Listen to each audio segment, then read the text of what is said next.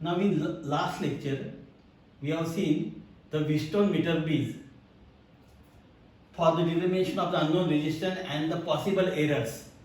Now let us see the second application of Wheatstone bridge network is the determination of resistance of galvanometer by the Kelvin's method.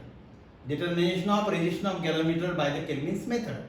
Now therefore this experiment consists of a Wheatstone meter bridge, a long uniform wire which is about 1 meter long, AB, which is 1 meter long, and which is stretched between two metal strips, and so that two gaps are created. In one gap, a resistance of the resistance of galvanometer, that is galvanometer, is connected, and in another gap a resistance box R is connected. Now the central point B is connected to jockey, which is tapped on the wire AB, and here the battery of EMF E, key and the rheostat, they are connected in series across the wire AB.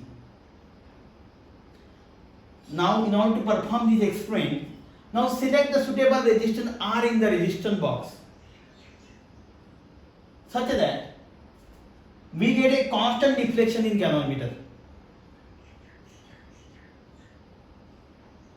Here under the balance condition we have G upon R is equal to Rg upon Rr. That is Rg is the resistance of the wire AB and Rr is the resistance of wire DB, and therefore under the balance condition G upon R is equal to Rg upon Rr.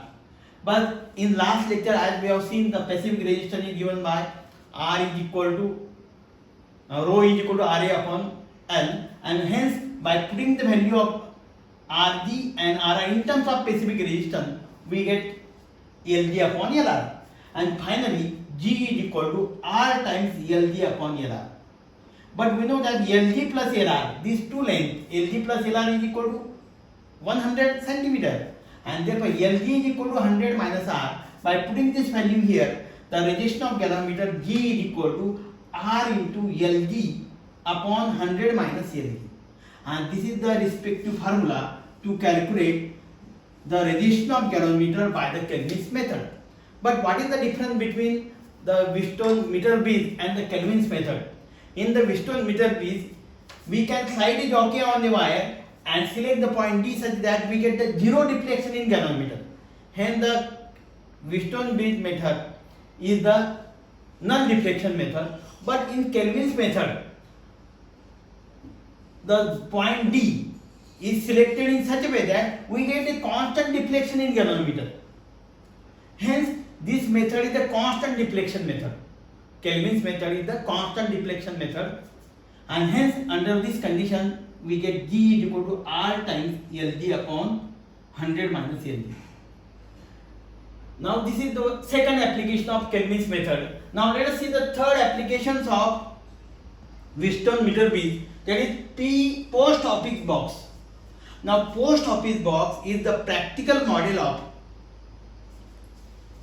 Wheatstone bridge network, and therefore this post office box consists of a three resistances P, Q and R. This is all R, and therefore this P resistance is in between the point A and B, and Q resistance is between B and C. Then what is the ranging of P and Q? The P ranges from 10 to 100 ohm, Q ranges from 10 to 100 ohm, and this R whole, this is R, and this R ranges from 1 ohm to 5000 ohm. Therefore, as shown in circuit diagram, the unknown resistance is connected in between the point D and C, that is X, and the galvanometer is connected between the point D and K1 and K2, and the K1 and K2 are the two keys.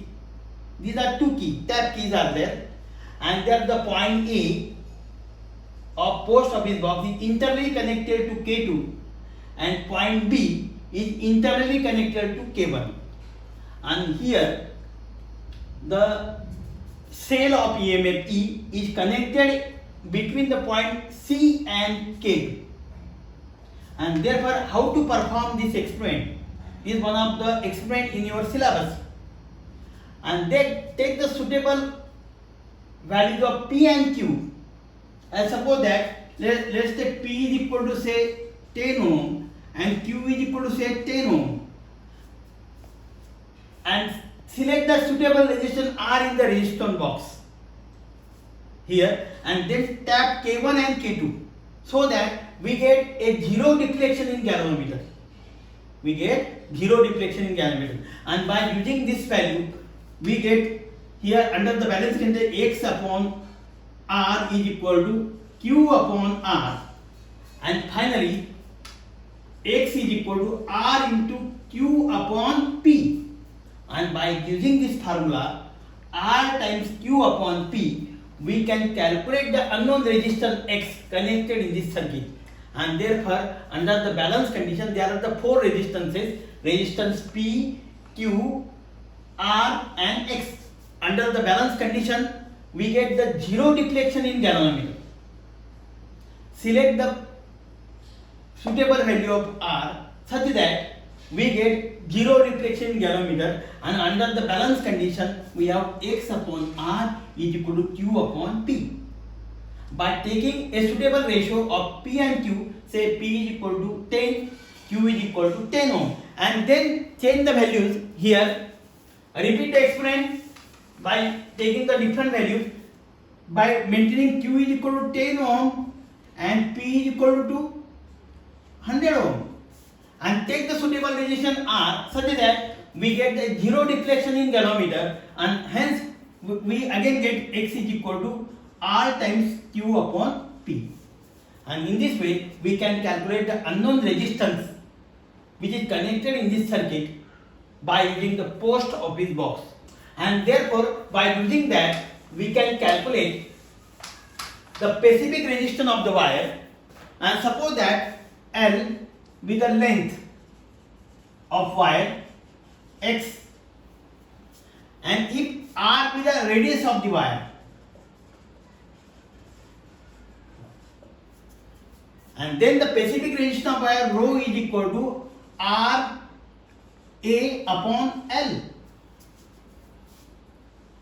But here the unknown resistance is say X, and hence the specific resistance rho is equal to, we can say, X A upon L.